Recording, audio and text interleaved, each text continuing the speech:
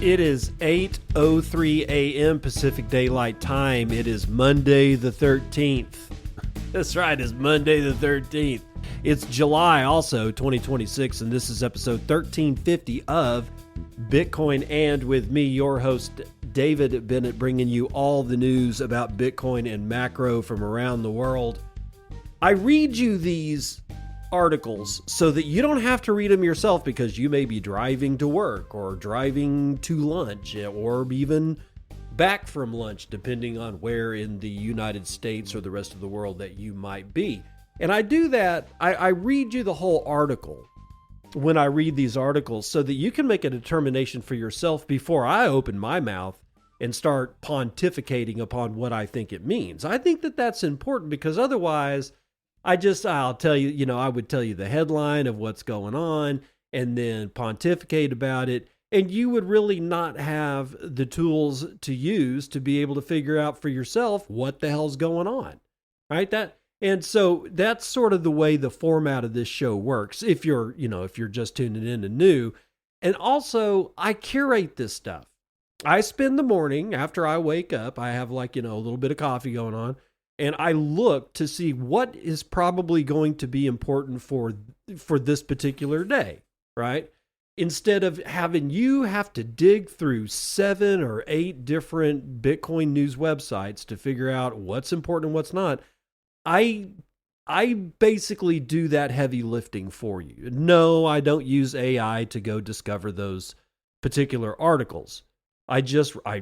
I will do a brief read of some of these things and figure out if it's important enough. And that's how I filter out, 5 things you need to know about investing in the Bitcoin market. No, I don't do shit like that. I'm going to bring you stuff like this. Bitcoin bulls Michael Saylor and Adam Back slam BIP 110 ordinals proposal. That's going to be first up for the day. And then we're going to get into the fork deadline for BIP 110 and what miner support looks like. Then, yes, strategy is in the news, but this time they're stacking cash. The last time they did it, they sold Bitcoin. What did they do this time?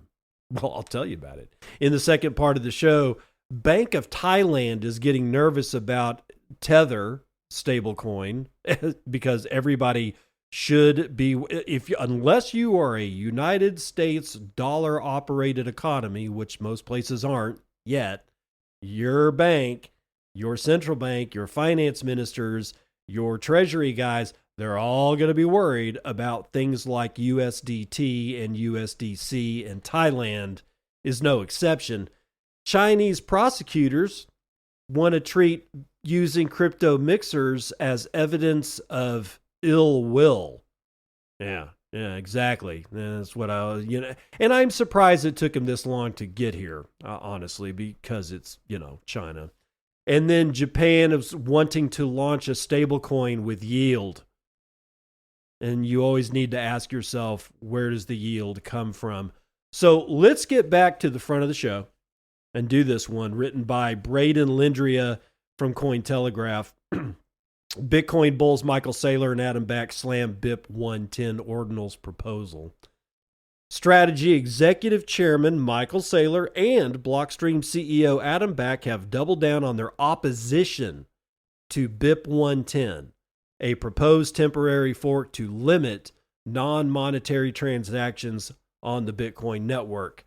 Bitcoin Improvement Proposal 110 was introduced December 2025 to stop non-fungible token-like ordinals inscriptions and other arbitrary data from spamming the network, and to preserve Bitcoin's main use as a peer-to-peer cash system. While critical of ordinals activity, Saylor and Adam Back fear that a fork could do more harm than good to the network's credibility. There are 110 things more dangerous to Bitcoin than spam, said Saylor in a post on X on Saturday, adding that BIP 110 could invalidate ordinary transactions on the network. BIP 110 is one of the more notable protocol-level disputes in the Bitcoin development community. ever since the block size wars that happened between 2015 and 2017, when ecosystem participants debated whether it was worth risking a chain split to raise the block size limit for scalability. BIP 110 was introduced by pseudonymous Bitcoin developer Dathon Ohm with the support of Ocean Protocol founder Luke Dasher, or Luke Dash Jr., depending on how you want to pronounce his name. BIP 110 will not be activated unless 55% of Bitcoin nodes validating blocks are in support of the proposal across a Bitcoin block, period. The dispute comes at a time when ordinals activity is nearing all-time lows, with fewer than 10,000 ordinals inscribed into the Bitcoin blockchain on a daily basis over the last month. And that's down from more than 400,000 seen during its peak of August 2023. Meanwhile, Adam Back offered a deeper critique of BIP 110, describing it as a, quote, quest to police other people, end quote. He said Bitcoin's decentralization should mean you can't impose your views on others, calling it incompatible with Bitcoin's cypherpunk ethos of permissionless, censorship-resistant money. Dasher and other BIP 110 proponents have called ordinals-driven bloat a serious threat to the network, prompting the need for an imminent fix. They have also argued BIP 110 wouldn't cause a chain split, as many fear, while adding that the BIP 110 fork imposes a temporary one-year limit and thus won't invalidate fee-paying transactions over the long term. All right, so that's the article. And I'm actually kind of surprised that Saylor waded into a BIP argument, considering he's got more fish to fry than a fisherman in Japan. He's got all kinds of shit going on with his yield-bearing products, and he can't seem to keep a stable peg on STRC. And so, in my mind, I wonder if he's just being like a tourist at this point, wading into the development arguments that have been plaguing Bitcoin since its inception. And yes, I went through the 2015, 2017 Bitcoin fork wars, and they were not pleasant. And somehow or another, people that know better, like Luke Dasher, are doing the exact same thing that Roger Ver instigated. Roger Ver started talking about bigger blocks, I want to say at the end of 2013 to the mid 2014, and it really didn't ramp up until 2015, and then it came to a head in 2017 when the fork actually, not only did it happen, it failed immediately. And if you don't remember that, or you weren't here, yeah, they spent a lot of time scaring the bejesus out of people. Letters were written, signatures were signed, all kinds of crap happened to get 4 megabyte blocks or some such shit. I can't remember what it was. And then when they actually implemented the fork of Bitcoin, their side of the fork, what would be known as the big blockers, immediately failed. It never produced its first block because there was an error in the code. And if all of us had gone along with it, then Bitcoin would have failed on that day, because it just didn't mine any blocks at all, because it was a failure at the code base. And Luke Dash Jr. was one of the proponents of not increasing the block size. He was on the right side of the block size wars, if I remember correctly. So he should know better. He should know better. And all the other people should know better. But I don't think the miners are taking the bait. Because remember what it said, that the miners, they asked to signal like 55% of miners saying, yeah, we're going to do the thing. I don't think they got it. Let's move to this next one. Bitcoin's BIP 110 fork deadline nears with miner support at zero. Zero. Nada. Nothing. This is written by Shara Malwa out of CoinDesk. An infamous proposal to purge non-financial data from the Bitcoin blockchain is heading toward a hard deadline early August, and the initial support it has gathered from miners is less than 1% so far, a signal of outsized opposition despite the immense social chatter around this topic. BIP 110, formerly titled the Reduced Data Temporary Soft Fork, is basically a fight over what Bitcoin block space is for. Bitcoin transactions can carry money and extra data. An op return section is the obvious note field for small bits of data within transactions, and data pushes are another route, where users can place larger chunks of raw data inside Bitcoin script or witness data. Ordinals, inscriptions, and some token schemes use those pathways to put images, text, or token metadata on chain. BIP 110 would temporarily tighten those paths for 1 year. It would cap op return at the old small size, block most arbitrary data chunks above 256 bytes, and restrict some script formats used mainly for data storage. Supporters say this keeps Bitcoin focused on payments and lowers node burden, but critics think it turns a policy fight into a consensus rule and tells users which transactions are acceptable. Two of Bitcoin's most influential figures came out against it on Saturday, and we talked about Michael Saylor and Adam Back, so I'm not going to rehash that. Bitcoin respectfully says no to what you want, Adam Back did say, adding that their real recourse, if unconvinced, is to group together and fork away, but that Bitcoin won't be joining it. And here's really the kind of the important part. The support data shows what the broader market really thinks. BIP 110 does not rely on the usual path of overwhelming miner approval, but uses a user-activated soft fork, a mechanism in which nodes enforce a rule whether or not miners agree, set to a 55% miner signaling threshold rather than the traditional 95%. Backing is absent even at that significantly lower bar, because miners signaling for this have never risen above 1% in any period and stands at 0 in the current one with no major mining pool behind it, according to the BIP 110 signaling monitor. Among the nodes that store and relay the chain, adoption sits in the low single digits, carried almost entirely by Bitcoin knots, an alternative to the dominant Bitcoin Core software. I got to pause to add to make sure that you know that Bitcoin knots is the Bitcoin Core implementation by Luke Dasher, who is a huge proponent of BIP 110. Knots is his version of the Bitcoin blockchain, right? It's not Core, but it basically is a fork of Core, Bitcoin Core, and then the adjustments that were talked about limiting to 256 bytes, all that is in this Bitcoin Knots. So that's what Bitcoin Knots is. It is Luke Dasher's version of Bitcoin Core.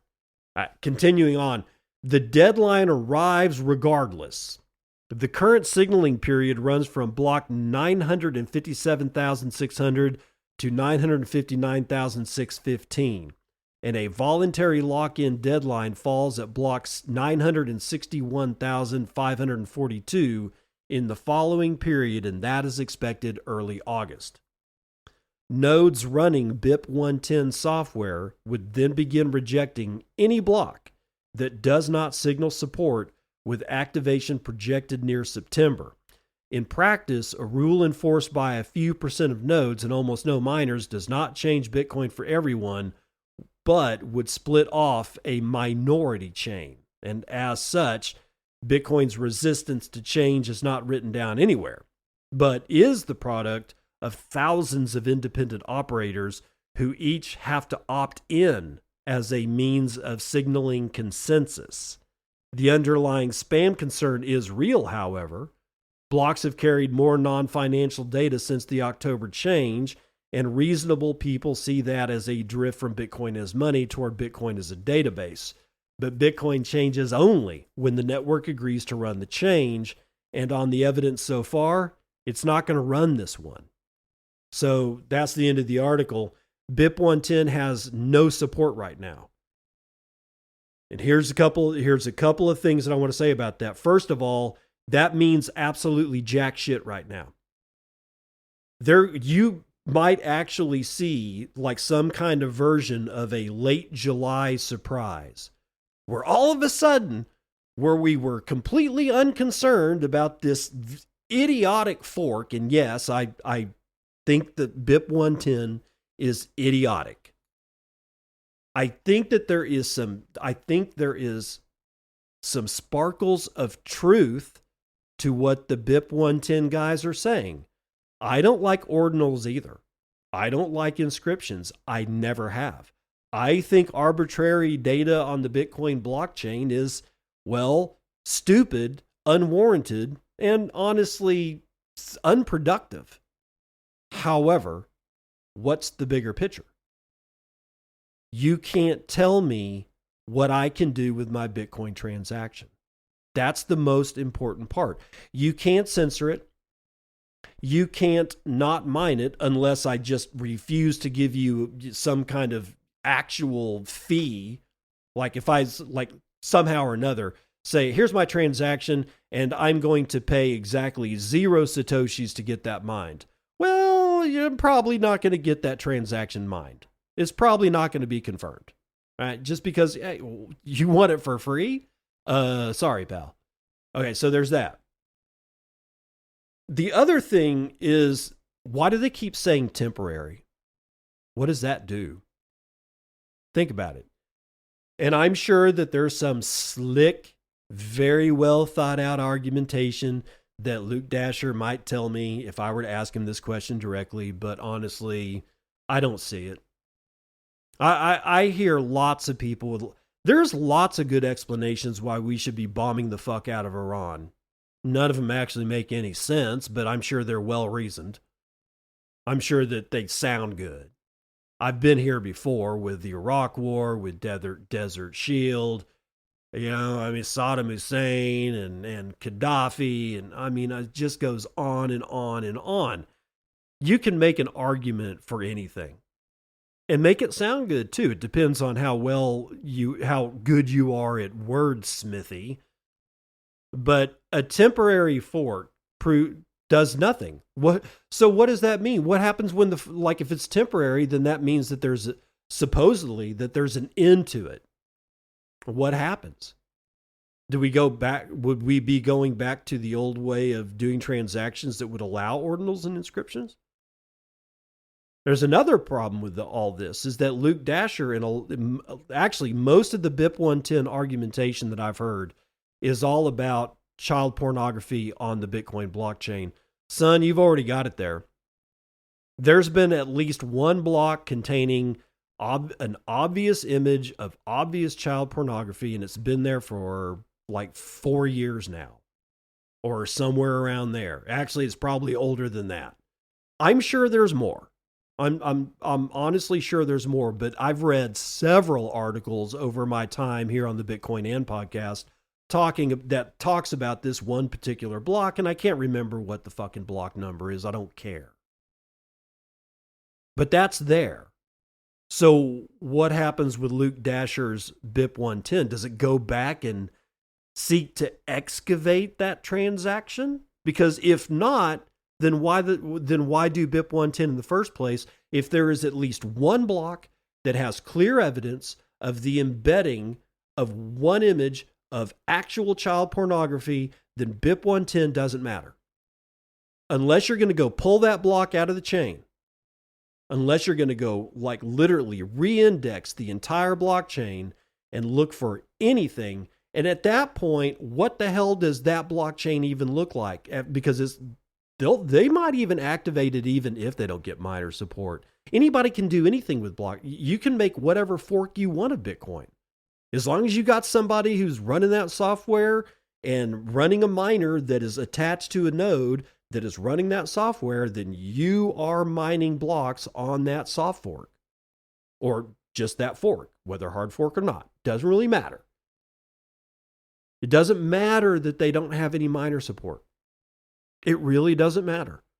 They could mine it anyway if they wanted to. But none of this makes sense to me.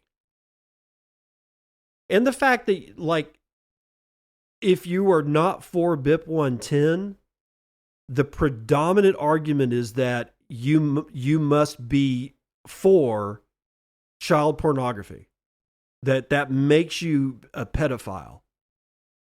And that kind of libel, and it is libel, when you state publicly that somebody, and you give their name, is in this case, pedophile, and you have no proof, and no, like, let's say no proof even exists, and you would have to manufacture that proof, and then that proof is actually a lie. That is the very definition of libel, because you said it in public. It's now indelible, like on the internet, like Luke Dash Jr. has called several people pedophiles on X, which is fairly indelible, unless, of course, he gets his entire X account blocked, and then they just delete it, or delete it, and they delete all his messages. And I'm sure there's a copy of it. It doesn't matter. You get my point. It's like writing it in a newspaper, which is where libel came from. If I make a statement that is untrue, and I have no proof, that, especially if I am defaming somebody, if I am literally calling them a pedophile in public without any proof whatsoever, I'm liable. How a lawsuit has not been brought against Luke Dasher and any of the other 110 guys is beyond my comprehension. Because if somebody calls me a pedophile and has no proof, I want to know exactly how I can sue them into the fucking ground. Unless you have proof that I am in possession of, looking at, and absolutely love child pornography, you got no proof, which means you called me a pedophile in public without any proof, and that means libel, and that means I can sue you. I could sue Luke Dash Jr. if he said I was a pedophile and had no proof. I could take his ass to court. As long as he writes it on X or some other public forum that is relatively indelible, that I can prove at least one other person saw, I can sue that person. Or I can sue Luke Dash Jr. if he were to say it. So it's very surprising that nobody has come out of the woodwork and say, you called me a pedophile, you have no proof, you're going down. This BIP 110, I still don't feel it as much in my bones, or rather as the kick in the crotch that the block size wars were, but it is a waste of our time. And I really, really wish we could stop talking about it. Maybe after August, maybe we can figure it out after August. If there clearly is no more mining support on that fork date, then maybe we can put it to bed. I don't know. It doesn't matter. All you have to do is go to oshigood.us, though, if you want to make yourself feel better. Get yourself some HODL butter. He's only got 3 HODL butters left. What is HODL butter, you might ask? Well, think peanut butter, except here's the ingredient list. Pecans, maple sugar, sea salt flakes, cinnamon, and black pepper. Dude, that's it. That's all that's in there.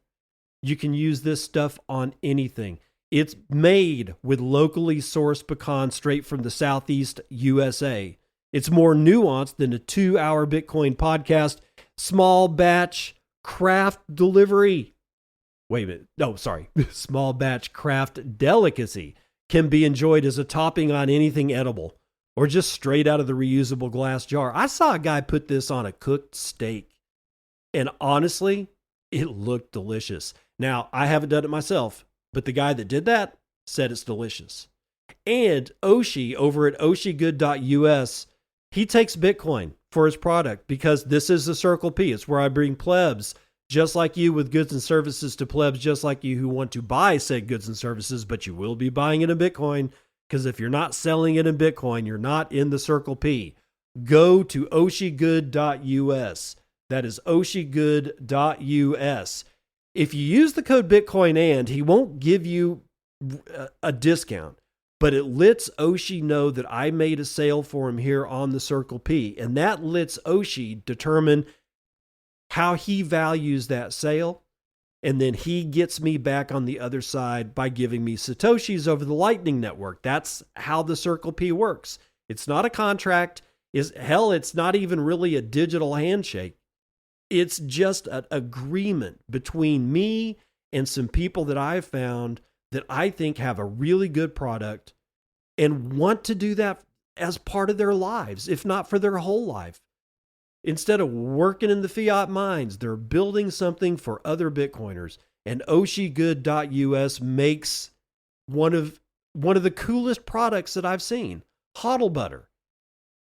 It's very, very difficult to go find butter that's made out of pecans. I can go to all manner of grocery stores that has grind your own peanut butter, and I can grind my own cashew butter. I can grind my own peanut butter, roasted peanut butter. You know what they never have? Walnut butter or pecan butter. They never have the pecans and the walnuts. They just have like 4 different kinds of freaking peanuts and cashews and pistachios. I don't know what the deal is, but if you want real homemade pecan butter, get yourself some HODL butter from oshigood.us. Make sure you use the code Bitcoin and. Strategy sells $467 million of MSTR shares. Makes no Bitcoin purchases as USD reserve hits $3 billion. James Hunt from the block. Bitcoin Treasury Company Strategy sold approximately $466.7 million worth of MSTR shares last week, according to an 8K filing with the Securities and Exchange Commission on Monday. The firm said it sold 4,818,781 MSTR shares between July 6th and July the 12th. It did not buy nor did they sell Bitcoin during the period. Proceeds from the MSTR sales were used to boost Strategy's USD reserve by $450 million to get it up to $3 billion as of July the 12th. Strategy has therefore retained its Bitcoin holdings at 843,775 Bitcoin, worth around $53 billion. Bought at an average price of $75,476 per Bitcoin for a total cost of $63.7 billion, including fees and expenses. Strategy's holdings are still equivalent to around 4% of Bitcoin's $21 million supply cap, 21 million coin supply cap, but carry around $10.7 billion of paper losses at current prices. Yeah, I don't give a shit about that.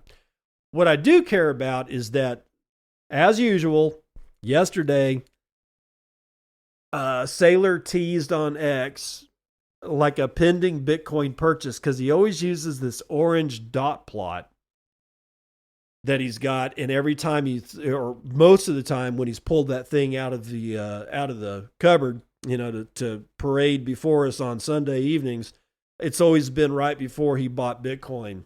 The last couple of times that he's done that, he has not bought Bitcoin, and one time he actually sold Bitcoin, but this time he did not sell Bitcoin.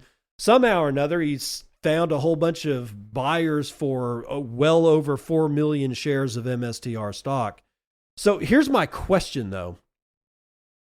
Hold on for a second. I don't know. What the hell? Somehow or another, I got off track, and sorry. It's early in the morning. Give me a break. He sold approximately $466.7 million worth of MSTR shares last week. Okay, my question is this. Did he sell those shares out of shares that were previously held by Strategy itself, formerly MicroStrategy? Or did they print those shares? Because there's a very big difference between which one. If they sold previously held micro or MSTR shares, then no harm, no foul, kind of, except that now they don't have as many MSTR shares held by the company as they did. If they printed those shares to sell, that's a bigger problem, a much bigger problem, because it dilutes the shareholders that already exist. It's like printing money. If I've got like $100 and there's only $10,000 in the world, but the United States Fed decides to print, I don't know, another $100 million, if I'm holding $100 against 10,000 and all of a sudden like $400 million gets printed, my $100 is worth a fraction, has a fraction of the buying power. The same thing happens here. And that's what is not said.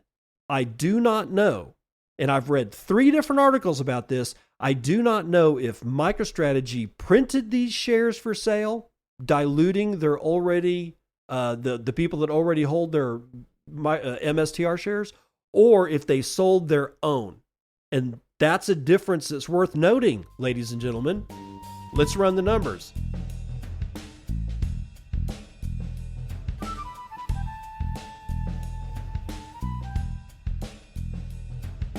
CNBC futures and commodities, and we're bombing the crap out of Iran. And if I didn't know that from the news headlines, I would know it from these energy prices. Murban crude is up 5.5 points to $74.92 a barrel. Brent North Sea is up 4.5 points to $79.42, and West Texas Intermediate crude up 4.5% to $74.65. Natural gas is a hedge, 1.7% to the downside, coming in at $2.88 per 1,000 cubic feet, and gasoline is up 3.25 to $3.08 a gallon. Metals, as you might imagine, are taking it in the nuts today. Palladium down a point, but gold is down 2.25 to, it's scathingly close to losing $4,000 an ounce. It's right at $4,022.5. Platinum is down 0.19%. Silver is down almost 3 points to $58.44. But copper is up, probably because of the AI play. 0.72% to the upside, $6.32 a pound. Ag is mixed, mostly in the red. Biggest loser today is chocolate, 4.6% to the downside. Biggest winner is the corn, 1.5 to the upside. Live cattle up 0.5. Lean hogs moving sideways but in the green, and feeder cattle up 0.82%. The S&P is down 1/3, as you might imagine, because, bombing Iran doesn't help the stock market. NASDAQ is down 1.12%, Dow is down 1/4, and the S&P Mini is down 0.19%. And then there's Bitcoin, which is down again today, but still holding pretty decent at 62,640. Market cap is $1.26 trillion. We can get 15.6 ounces of our favorite shiny metal rock with our 1 Bitcoin, of which there are 20,055,619.89 of, and average fees per block are low, 0.02 BTC, taken in fees on a per block basis. It's about 42 blocks carrying 89,000 unconfirmed transactions waiting to clear at high priority rates of 2 sats per VByte. Low priority will get you in at 0.6. Hash rate is dipped again, 877 exahashes per second. I am completely unconcerned with this number. People seem to be really weirded out by that. We were secure at 150 exahashes per second. It'll be fine, guys. It'll be fine. I promise. Reminder, bitcoinandshow.com, the bitcoinandshow.com. Bitcoinandshow.com is my website, and you can support the show directly there financially by buying a subscription. Yes, you can get one for free. Both of them require your email. No, I'm not going to give your email out. No, I'm not going to sell your email. Those are my emails. Well, actually, they're your emails, but you've entrusted them to me. I'm not going to bust that trust, right? The only way that anybody could get a hold of your email out of me is somehow or another hack my web host provider. That's about it, because I am not going to turn it over. And you can get a subscription at $5 a month, or you can, say, screw it, I'll just give me $50 and you get it for the whole year. Or you could get it for free. Now, here's the deal. I don't like paywalling. Or rather, it's like, I don't like coming up with, extra content that nobody else can see unless they pay me. This is a value for value podcast. And what I'm trying to do here is to bring you value that you see as value and determine for yourself how much value you would like to give back to me. It can either be nothing, or you can give me $50 for the year, or you can give me $5 every month or something like that. And it just tells me, that I'm giving you value, because that's what this is all about. The value for value podcasting 2.0 value verse, whatever you want to call it. This is the way that we've got to go. We've got to be able to support each other. We've got to be able to spin up circular economies of all kinds, not just Bitcoin economies, but like content creation economies, where we're not dependent on advertisers, sponsors, what have you, where we're more not even really dependent upon each other as much as we're supporting each other, not because we have to, but because we want to. And you can do that at bitcoinandshow.com. That's bitcoinandshow.com. From the Bernanke Barnacle, which was Friday's episode of Bitcoin And, I got no waste BTC signs with 3,000 sats that ask the ever important question, do you have an opinion on BIP 110? Thank you. Why, yes. Yes, I do. I don't like it. And you've already heard many reasons why, but no, I don't like BIP 110. And what I don't like even more than BIP 110 is the aggravation that it's causing. I will say this. What are these people thinking about trying to push this through when some Bitcoin miners are fully pivoting to AI, while the smarter miners are just adding AI compute power to their portfolio? Because I just told you, we've come down from whatever it's not terahash, whatever comes after Exa, whatever that hash number, we've come down from 1.0, whatever that is, to 877 exahashes per second. And no, I'm not concerned with it. But if I was somebody who was depending on miner support to get my shit through, I would imagine that this is not the time to be distracting them or trying to get the miners' attention. I think their attention is somewhere else right now. So depending on these people to give a shit about what you're doing with your fork is, I think it's a fool's game, man. Wrong time. The wrong time to do it. Oak Grove with 1,000 sats says it's Friday, and he gives me a YouTube video to watch, and I haven't watched it yet. Jason High with 250 says, thanks for the show. You're welcome. Nick Dose with 241 sats says, cheers. Right back at you.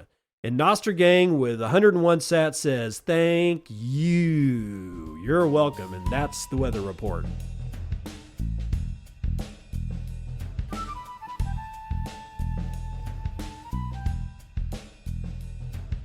Welcome to part 2 of the news that you can use. Bank of Thailand targets USDT and cash flow in gray money crackdown. Martin Young writing this one for Cointelegraph. Thailand Central Bank, the central bank, is stepping up stablecoin surveillance as part of a wider effort to crack down on money laundering, illicit finance, and gray money in the country. The Bank of Thailand is working with the kingdom's SEC, or Securities and Exchange Commission, to audit high-volume stablecoin transactions with a focus on USDT, cash transactions, and currency exchanges to identify and stop illicit financial flows. Quote, the measure we are implementing are not short-term fixes. They require the continuous deployment of multiple parallel strategies, Bank of Thailand Governor Vitai Ratanakorn said, according to local media outlets. Thailand is targeting the gray economy, which largely consists of cash that may have come from suspicious origins, such as scam call centers that have proliferated in the region. While there are no reliable figures for the gray economy, 2025 scam losses may have amounted to as much as $3.4 billion amid 173 million scam calls and texts. Stablecoins have become a very popular method of transferring large amounts due to near instant cross-border settlement. This move will expand commercial bank compliance duties across cash networks, currency exchanges, gold bullion trading, and suspicious stablecoin transactions in an effort to prevent regulated entities from facilitating corruption or shadow economies. High-value cash transactions will also require a source of funds declaration, and exchanges of large volumes of big banknotes for smaller denominations without clear business reasons will also be monitored. Cash deposits of more than 5 million baht, or $150,000 US, also require full disclosure. Thailand has often been touted as a crypto haven, but digital asset and stablecoin payments are still outlawed by the central bank, and there has been regular rule tightening on crypto businesses. Crypto trading remains legal, with the country's largest exchange, BitCub, seeing about $26 million in daily volume. However, almost 40% of that is foreign exchange, with the USDT Thailand baht pair being the most popular, according to CoinGecko. Thailand's banks imposed sweeping account restrictions and froze 3 million bank accounts last year as part of its crackdown on mule accounts, gray capital, and suspicious activity. However, thousands of individuals and legitimate businesses were caught in the dragnet in what media reports described at the time as, quote, a scammer crackdown gone wrong, end quote. And that's also the end of the article. So let's get back up here. High-value cash transactions require a source of funds declaration and exchanges of large volumes of big banknotes for smaller denominations without a clear business reason will also be monitored. Without clear business reasons. Who determines what a clear business reason is? You know, this has nothing to do with the gray market, and you know what I'm about to say. It's about control. And they're needing control. Why? Because shit in the background is breaking out of control. This is not just Thailand. This is the same refrain we see from the United States, Canada, Mexico, Australia, New Zealand, the EU, UK. I mean, everybody. Why? Because it's a global economy. What does that matter? Well, all the money printing is coming home to roost all over the place. Shit's breaking out of control. All these governments are basically following, Christine Lagarde's statement that said if you allow an escape hatch, the people will use it. Escape from what, Miss Lagarde? The answer is really easy. Escape from these guys, these central bankers, governments in general. And the other thing that really bugs me here is that this statement right here. Stablecoin payments are still outlawed by the Central Bank of Thailand. When does the central bank make law? Isn't that for the legislature and the executive branch to do, and then the judicial branch to interpret? and enforce. Well, not enforce as much as interpret. The enforcement comes from, well, other places.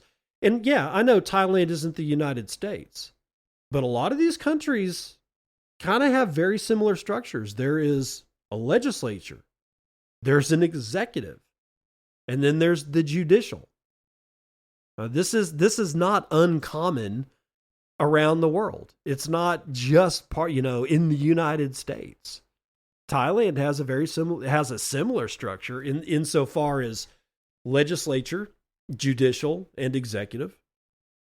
So, and I've been seeing this in India, where the central bank is making laws. Is the central bank part of the legislature? It's got to be, the answer to that has got to be no. It's got to have some kind of separation. So when you allow central banks to start making laws, not rules, laws that you can get in trouble for on the enforcement arm, we've got a huge problem, because these people, as far as I know, no central bank person is actually elected by the people to represent them. And if you're going to make laws that can throw people in jail, and you were not elected to represent them, you see where the problem lies. And we keep reading language like this in these stories, and we keep not stopping right there and saying, hey, look, what does the central bank have to do with making laws? Maybe making rules that can be interpreted into law by a legislative branch of a government or something along those lines, but to make the law themselves and have it enforced at the same efficacy that legislative laws are enforced at? I don't know, man. Sounds to me like a lot of governments are losing control. They see it happening in the background, and they're trying to stop it from basically being presented to their populations en masse. Because if that were to happen, we might end up with the worldwide civil war that my father used to tell me was just around the corner. Okay, on to China, whose prosecutors float threatening crypto mixer privacy coin use as a sign of money laundering. So this is basically pre-crime. Decrypt.co, written by Stephen Graves. An article in the official newspaper of China's top prosecutor's office has laid out a framework for prosecuting crypto money laundering, proposing that courts presume criminal intent when suspects use coin mixers and privacy coins, and that the state build a platform to sell off seized cryptocurrency. The piece ran in the theory section of the Procuratorate Daily, the newspaper of the Supreme People's Procuratorate. I cannot pronounce his name, and was written by two distinct prosecutors in Hunan province and a university law professor. It carries no legal force, but articles like it offer a window into the thinking that's taking shape inside of China's prosecutorial system, which charged more than 3,000 people with crypto-related money laundering in 2024 alone. And then they talk about China's dedicated money laundering offense. I don't really need to get into that, because the first paragraph is all you need to hear. Just by using cryptocurrency mixers or privacy coins or whatever, that you are in fact found guilty automatically, or at least under suspicion as being guilty of money laundering automatically. They don't care about your intent, or they don't care about asking you questions as to why. They're just going to want to assume that you're clearly laundering money. Again, shit in the background of all these governments is breaking loose. And all of these things that you hear about, like EU chat control and all kinds of these rules and laws that are being made by quote unquote central banks, and all this legislation that's going on around the world, is, in my opinion, these governments and other quasi-governmental institutions throwing up a wall to contain the onslaught that is going on behind the scenes. That's what I think is happening. It is a huge gut feeling because I am not in anybody's inner circle. Well, let me make that clear. I am not in any inner circle. I have no magical knowledge. Nobody's calling me on the phone who is in the inner circle saying, hey, Dave, you might want to... I am literally, for lack of a better phrase, I'm making it up. But it's because I have a gut feeling. This is happening more and more and more and more and more. And it's mainly centered around controlling the financial landscape of the citizenry of countries through any means possible and any means necessary, any means they can find. They can look under rocks and find any means there and then use that. Then they will use it. And my question is, it sounds like it's an emergency situation. Well, my statement is that it looks to me like it's an emergency situation, that shit behind the scenes is going south like a duck in winter, and they need to lock down anything at all to maintain some fashion of control. And Thailand, we just got finished with that one. And now the Chinese are just saying, hey, let's just assume they're money laundering if they even use a crypto mixer. And then we're on to Japan. Let's stay in Asia. Why not? Japan's SBI to launch yen stablecoin lending with a 3% yield. Oh, that's interesting. Okay. Zoltan Vardai, Cointelegraph. Tokyo-based SBI VC Trade will begin accepting applications Thursday for a Japanese yen-denominated stablecoin lending service offering an initial annualized rate of 3% on JPY-SC lent for 12 weeks. Customers will lend JPY-SC, the stablecoin, to the SBI holding subsidiary from Thursday and receive the tokens back with a lending fee at maturity, the company said in a Monday press release. At the advertised rate, the gross return over a 12-week term would be about 0.69% before taxes. The company said the product pays more than the 0.325% to 1% annual rate SBI cited for ordinary yen deposits. Still, it is not a bank deposit, is not covered by any deposit insurance, and generally cannot be canceled early. JPYSC lent to SBI VC Trade will also fall outside statutory asset segregation requirements, meaning that customers could lose some or even all of their tokens if that company goes bankrupt, according to the release. The launch gives JPYSC a new use case just weeks after SBI introduced the trust-structured yen stablecoin June the 24th, with regulated stablecoins evolving from payments to yield-bearing instruments in Japan. SBI VC Trade previously launched stablecoin lending services in Japan back in March for Circle's dollar-denominated USDC stablecoin. SBI claimed this was the first service to allow Japanese customers to lend their yen-denominated stablecoin in exchange for passive yield. By offering yields exceeding the typical annual rate for yen deposits, SBI anticipates an expansion among yen-denominated stablecoin holders. Oh, I got a phone call. And said that the service will be core for realizing the future of on-chain finance. I love getting phone calls in the middle of doing the show. I need to turn my phone over. There we go. All right. And then they talk about a partnership with Solana. I'm going to skip that because it's a shitcoin. The stablecoin lending service launch follows positive regulatory signals for Japanese Web3 startups. The Japanese government plans to strengthen support for crypto and Web3 startups. Japanese Prime Minister Sane Takaichi reportedly said during a video address at the WebEx conference. In May of 2025, she introduced the Startup Total Power Package, which outlined policies tied to increased governmental funding to accelerate startups.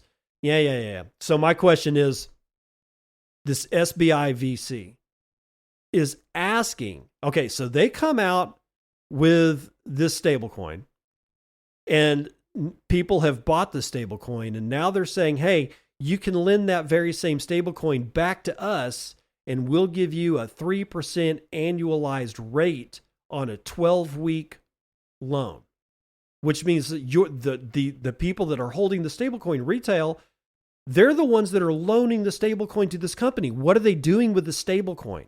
Why are they paying a yield to the people that are lending them the very stablecoin that they had a hand in creating?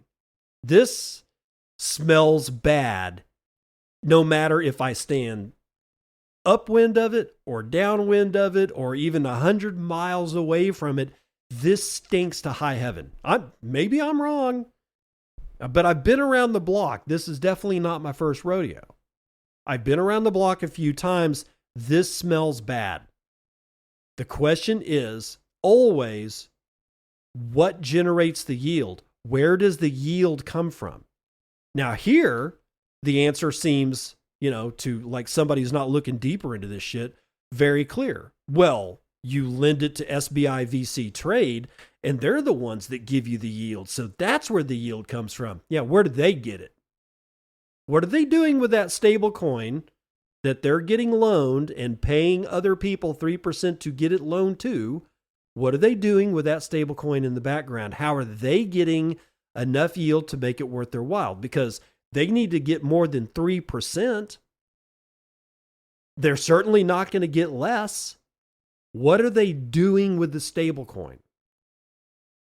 And until that question is answered, you should look at this as a scam and you should stay as far away from it as humanly possible. Okay, so that's the end of the article, or rather that's the end of that article, and it is the end of today's show. If you got any value out of it, please consider going to bitcoinandshow.com and signing up for the $5 a month or $50 a year package just to help a brother out. If you find value out of this show, if you enjoy the fact that I'm the one that's digging through hundreds of headlines of basic bullshit to dig out the 4 or 5 or 6 or 7 or 8 articles that actually mean something, that actually will tell you something about what's going on in Bitcoin today, then consider signing up and supporting the show at bitcoinandshow.com. That's bitcoinandshow.com. Show some love, and I will see you on the other side. This has been Bitcoin and I'm your host, David Bennett. I hope you enjoyed today's episode and hope to see you again real soon. Have a great day.